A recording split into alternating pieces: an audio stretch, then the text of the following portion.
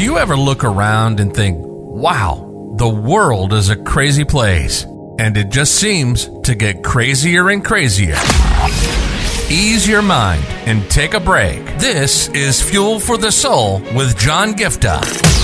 We're a hub for inspirational Christian sermons, practical keys for Christian living, and Christian discussions and interviews. You'll be inspired to live the life that you were created for. Your host is a top-ranking podcaster, best-selling author, world record holder, aerospace engineer, life coach, evangelist, and founder of John Giftah International. Welcome to Fuel for the Soul with John Giftah.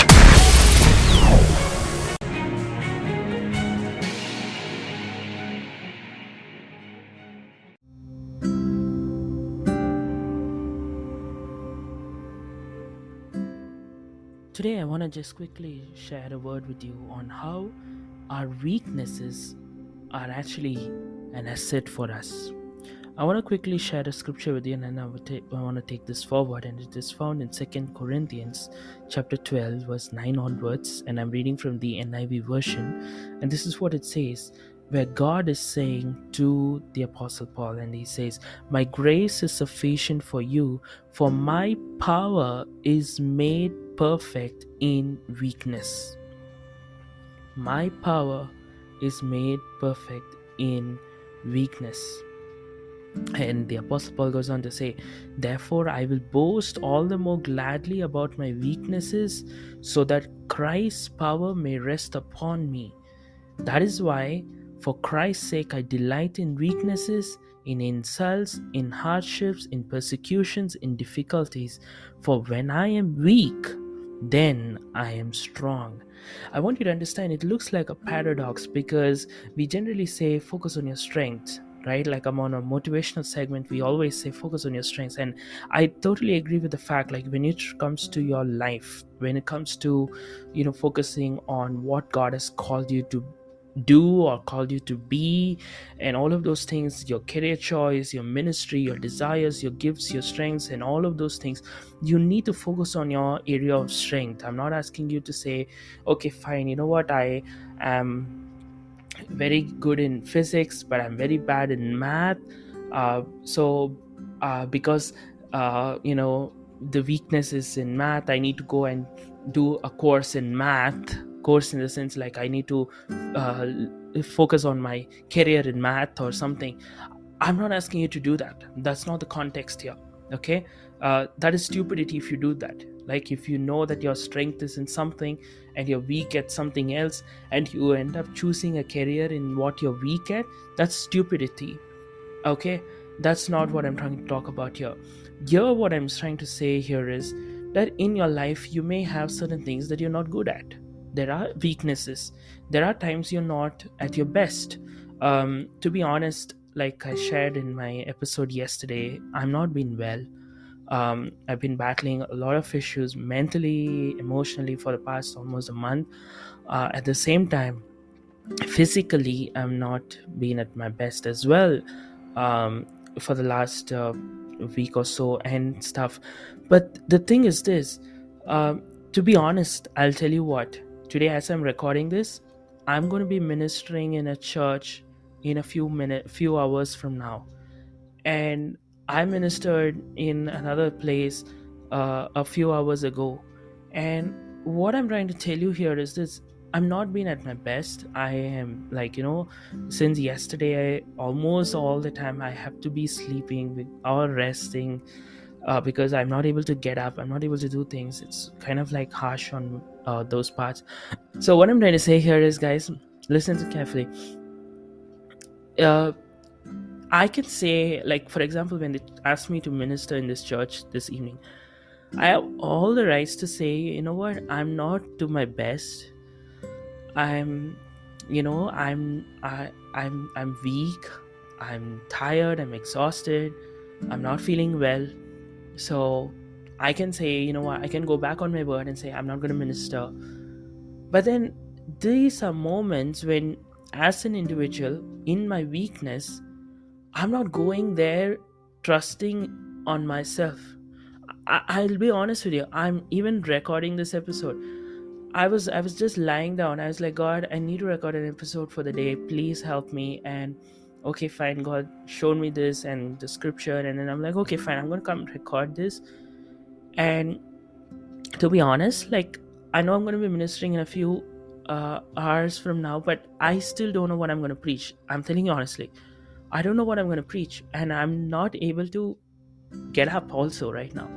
I'm just managing whatever I'm able to do, but just trusting in God that God is going to help me through this. So what I'm trying to tell you is, you see, when things were fine, when things are fine, like when I'm healthy and all of that, I can just go and, you know what? I know that I can handle it. I know I can handle it. I mean, like, I'm not putting my trust on myself in that, but there's a sense of confidence upon me. Like, okay, I preach so many sermons. I have this many episodes of titles available for me. I can just take some, pick some, preach. I mean, by the end of the day, at the back of my mind, that kind of a thought used to come. Okay, but I used to pray against it and say, God, I don't want to just preach out of my knowledge. I want to preach what you want me to preach and all of the stuff that is there. But in a scenario like today, the reason I still choose to go ahead and not cancel, go ahead and not go back on my word of commitment that I said that I would come and preach, is because, you know why? I know that in my weakness, when I'm saying, God, I'm not coming here because I have what it takes. I'm not coming here with my energy. I'm not going here with what I have. I'm not going here because, you know what, God, I prepared or anything, that I'm going to go and preach this sermon. I'm not going there because I have a wonderful, mental and emotional and physical body right now. I'm going here because in this weakness, I know that I can only depend on you. I can't depend on anything else. I can't depend on, because I'll tell you honestly, even like I said, I've been battling even mentally, right? Last week I was speaking. Of course, this was not a big gathering; it was just a small gathering. I was speaking in church, and while I was preaching, I suddenly blanked out. Like, I forgot what I was preaching. I forgot everything. I started blabbering. I started going all over the place, and then I was like, okay, fine, listen. Let me pause, and then retrack and all of that stuff. Now, why am I sharing this? Is to tell you that, I mean, physically, emotionally, mentally, I'm drained. I'm not to do my best. But in spite of that, in these weak points, in these moments when I'm weak, when I'm low, when I don't have, what I can say is my best qualities, is when I tend to depend on God more. I'm giving Him room and say, God, you take control. I don't know what to say. I don't know what to do. And I'm telling you guys, in your life, when you get to that moment, when you're saying, okay, fine, I'm not going to give up because I have these weaknesses, but can you give your weaknesses to God? Can you give yourself into God's hands, even in the area of weakness, even in the things that are difficult? And that's why the Apostle Paul is saying, I delight in weaknesses, I delight in insults, I delight in hardships, persecutions, and difficulties. This is what the Apostle Paul is saying, because he says, when I am weak, when I've come to a point when I don't have strength, when I don't have anything in me to carry on, is when I depend on God more. Are you getting what I'm saying? I don't have anything to bank on myself. That's when I can depend on God. So today I want you guys to commit your weaknesses into God's hands. Don't give them as an excuse to stay off track and say, you know what, I'm not well, so I'm not going to do anything for the Lord.